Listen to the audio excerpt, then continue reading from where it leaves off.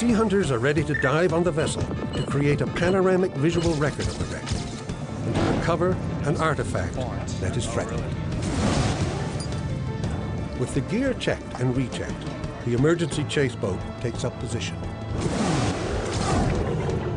The sea hunters are about to dive to 230 feet, or 70 meters. Part of some of the deepest scuba dive archaeology on Earth.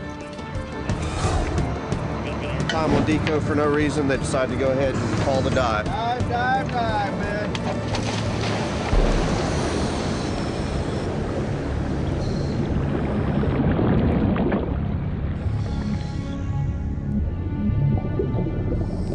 Within 3 minutes, we had dropped down through the crystal blue of the Gulf Stream. And there she was, outlined against the white sand bottom. My son Warren and I, the first two Canadians in almost 80 years to officially greet the Queen of Nassau. I'd studied the photos and the models of the ship. I knew exactly where I was.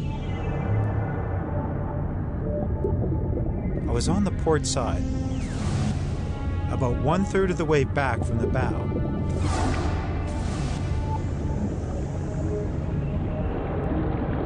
The wreck still resembled the original ship. We swam forward, inspecting the deteriorated main deck. Much of the plank decking was gone, but the metal framework was still in place.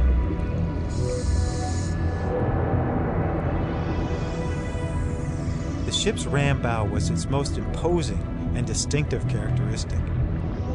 And it was this ram bow that had allowed Tawny to identify the Florida mystery wreck. Doug tied a lift bag to our downline anchor and sent it to the surface. From there, we moved aft. Out on the starboard side, resting on the sandy bottom, were 2 spare propellers that must have fallen from the deck of Queen of Nassau as she sank.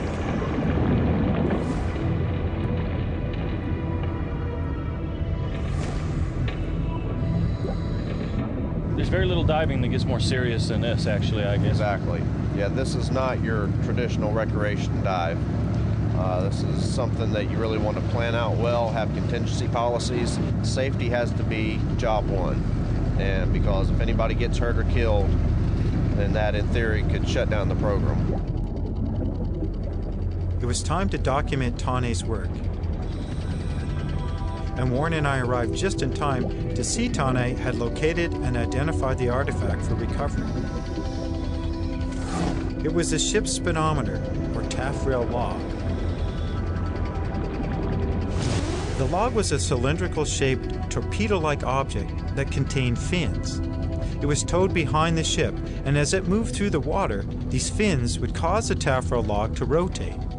And as it spun, the speed of that rotation could be transmitted back to the mothership, giving a relative speed of the vessel. The taffrail log was sitting loose on the deck of the Queen of Nassau and had been identified by the NOAA authorities as threatened. That could mean that it could disappear, either as a result of the conditions that exist on the site of the wreck, or even worse, it could disappear at the hands of unscrupulous divers. Tawny had taken photos and measured the artifact as it rests on the deck. It was in situ, or in its original place. He then transferred it into a red artifact bag. It was time to go. Our other task, creating a video mosaic of the site, would have to wait for another dive. With our task completed, we reassembled at the bow, only to realize that we were 5 minutes ahead of schedule. Regardless, we decided to go. So Doug sent a second lift bag to the surface to mark our ascent and to let Jim and Jay know that we were ready to begin the hour-long journey back to them aboard the support vessel. We left the wreck together as a group and headed for the surface. And then the unexpected. My weight belt buckle exploded.